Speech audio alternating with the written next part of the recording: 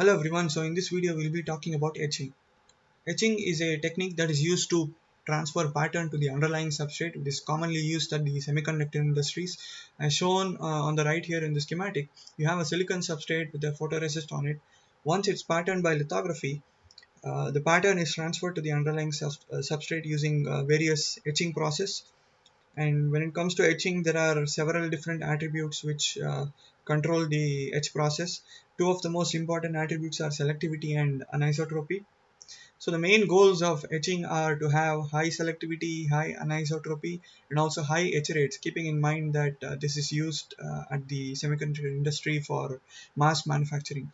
And also there is a trade-off between selectivity and anisotropy, and we'll be talking about some of these in more detail.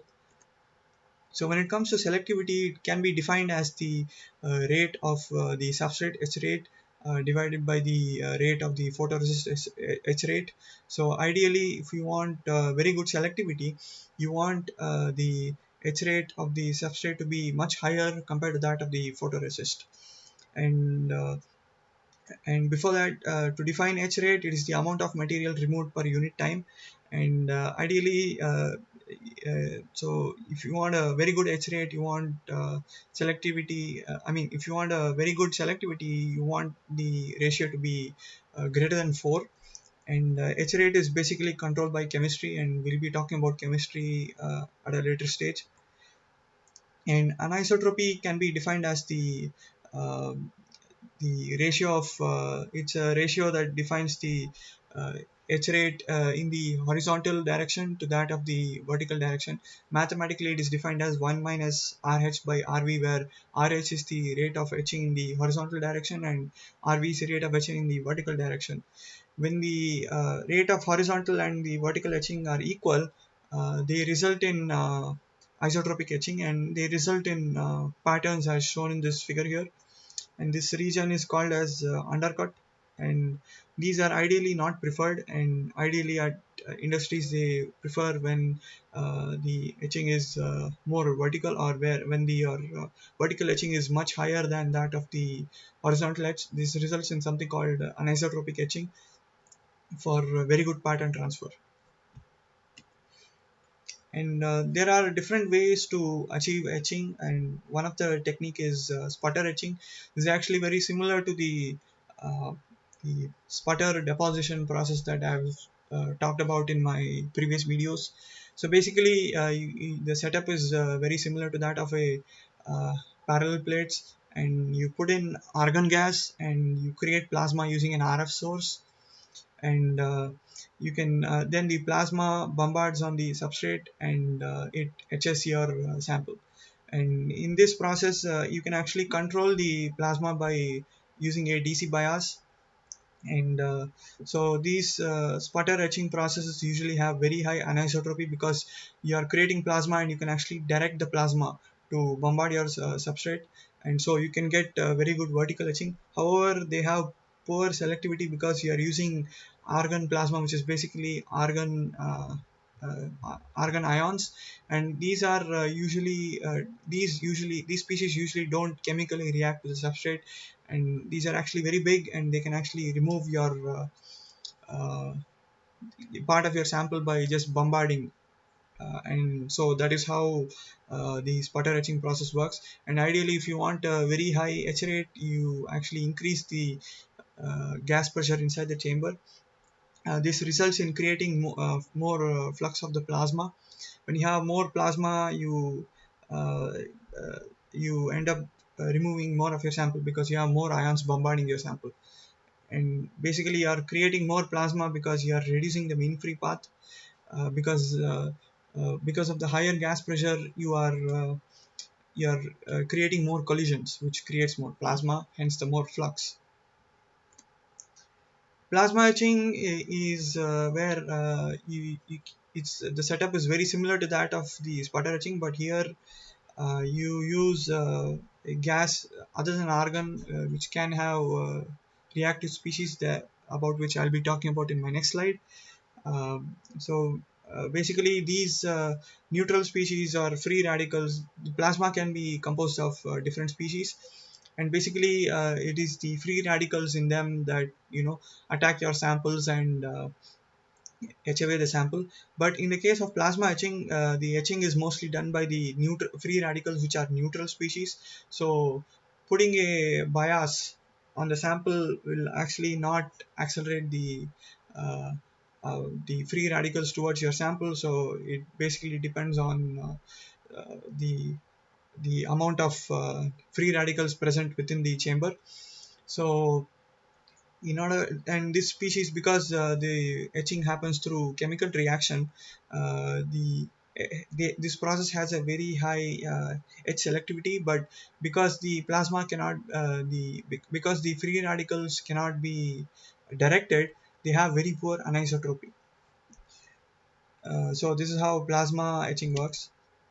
But as I've talked about the two techniques before, if you want high anisotropy, you can use sputter etching.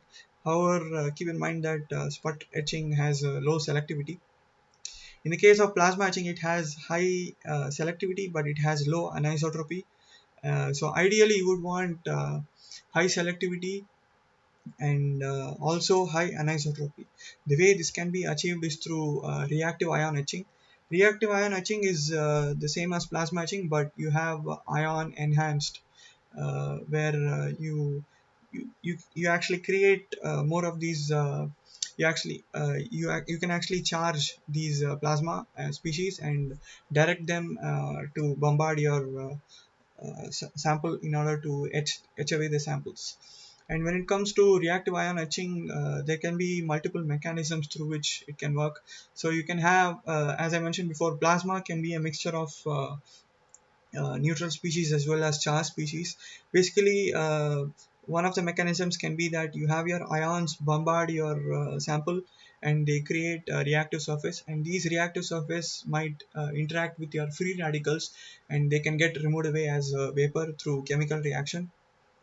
And the other process is by the opposite, where you have ions which etch away the samples, but simultaneously they interact with photoresist and create polymer which gets deposited on the sides and creates uh, passivation. And when this happens, you can actually, these ions, these passivations can actually be removed by your ions or any of the reactive free radicals. And sometimes when you are doing reactive ion etching, usually bias the substrate, so the etching happens only in the vertical direction, but because of the direction of the plasma, the passivation remains on the sides and they don't get removed. So in this case, you enhance the vertical etch rate compared to that of the horizontal etch rate, and hence you achieve very high etch selectivity as well as anisotropy. So in the case of reactive ion etching, that is a you by controlling the etch species and your bias, you can actually achieve very high etch selectivity and anisotropy. But one of the main problems with reactive ion etching is that it is difficult to control, and depending on the material, you might have to optimize the process uh, and change the species that you have inside depending on the material that you're etching. So etch chemistry, basically, as I mentioned before, in the case of RIE, as I mentioned before, plasma is a mixture of different species. In a typical plasma, you will see that the neutral species is around 10 parsetin per cubic centimeter. Free radicals are about 10 power 14 per cubic centimeter. The charged species are composed of electrons and positive ions, which are each 10 power 8 per cubic centimeter. So basically, in the case of RIE, the free radicals are the species which control the Etch chemistry, and ions are basically just to add energy in order to speed up the etch process. So for example, in the case of etching silicon, you basically have CF4, which is a commonly used or which is a commonly used species or gas. And when you bombard CF4 with electrons using an RF source, you create charged species such as CF3 plus as well as free radicals such as fluorine. These fluorines can eventually then react with silicon and etch away silicon as SiF4, which is a gas. So this slide shows some of the other set of gases that can be used for etching different materials. And when it comes to semiconductor industry, silicon oxide and silicon nitride, these are very commonly used, and you can see that there are different options available for etching these three materials. And photoresists are typically etched using oxygen and also a mixture of uh, some fluorine based gases along with oxygen. And there are also other materials that can be used for several other applications. So of course etching comes with some problems, and some of the problems are shown in the slide. First problem is trenching. So when it comes to trenching, this is due to the way the charge species interact with your substrate. Sometimes it can happen that your ions, they can actually reflect off the sides, especially when you are doing deep etching. And when they reflect, they can actually go and bombard the edges, and this results in increased concentration of the ionic species at the edges, and this results in higher etch rate only towards the edges compared to that of the center. So this results in creating these trenches, and so this problem is called trenching. The other problem is charging. So when you have positively charged ions, when they are accelerated towards your substrate, and if your mask or photoresist is also negatively charged, this can result in some interaction between the negatively charged photoresist and positively charged etching species. So they can actually result in bending of the trajectories of the ions, and this can result in some extensive etching towards the bottom of the silicon, and they can create some angled etching profiles. And also sometimes your ions can actually bombard on your substrate and can result in ion implantation, and so this can actually result in some charge trapping and other problems related to that.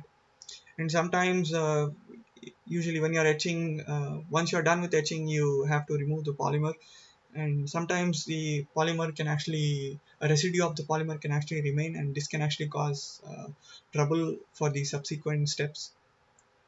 Two other important problems are macro loading and micro loading. Macro loading is nothing but it is dependent on the size or area of the wafer that is being etched. Sometimes you might notice that when you are etching, you have a small sample, say 1 centimeter by 1 centimeter is the area to be etched. You might have a specific gas composition or etch parameters for etching that sample to a particular depth. However, let's say you increase the sample size to a 4-inch wafer and try using the same etch conditions, you might notice that they etch slightly different. It could be possible that the etch rate is slower in this case. This is because your the reactive species that is etching your sample is not enough to etch your bigger sample. So this results in a shorter etch depth. So this is called as macro loading. In the case of micro loading, it is something due to shadowing and mass transport. As shown in this figure here, you can notice that when you have smaller holes, and when you etch for the same amount of time, you'll see that the etch depth is much smaller for 2 microns compared to that of 50 microns. This is because you need to give enough time for the gas species to transport through the holes. And so when the holes are small, then you might require more, you need to give more time for the gas species to travel inside an edge. So but in the case of bigger holes, since the dimensions are bigger, the gas species can travel much faster, and so the etch rate can be faster in this case. So to address such problems, there are some solutions to address these problems, basically through endpoint detection. You can do something like in situ film thickness measurement in order to determine the etch rate during the etch process, or you can determine the etch rate before processing your actual sample. And also you can analyze your plasma through different spectrum and analyze the different types of species that are released when etching some of these different samples. And so through these detections, you can kind of optimize your etch process. So in this slide, I'm showing some of the different types of etchers. So one of the commonly used etchers is barrel etcher. So this is basically a cylindrical type setup as shown here. So you have, and in this setup you can actually process multiple wafers at once, and you can see that there is a quartz tube inside a quartz tube, and it has a shield. So basically, inside the quartz tube, plasma is generated, and the plasma is released through in a controlled way through this shield, and this and the plasma can etch away multiple wafers. And this type of etcher is basically used for etching something like organics. So let's say you have wafers and you have residual polymer after photolithography, and you want to etch all of them at once. So typically this is used for such processes, and these etchers are quite cheap, and usually used very commonly at the industry for something like photoresist removal. And the other two types of etcher, I've already spoken about this earlier. They have this parallel plate type of setup, and they are usually used for either in the plasma etching mode or the reactive ion etching mode. The other type of etcher that is very commonly used at the industries is inductively coupled plasma etcher, or ICP etcher. So basically, the idea of this etcher is very similar to that of RF magnetron sputtering. So if you remember, in the case of magnetron sputtering, you actually have a magnetic field which changes the path length of the electrons into a helical instead of a linear trajectory. So when you have this helical trajectory of electron, you increase the path length, and this results in more collisions, and this more collisions results in creating more plasma, and all this can be achieved by without increasing the chamber pressure. And when you have increased plasma flux, you can expect higher etch rate. So this is actually commonly used at the industries, and so yeah, ICP-RI, as I mentioned, is used at the industries because it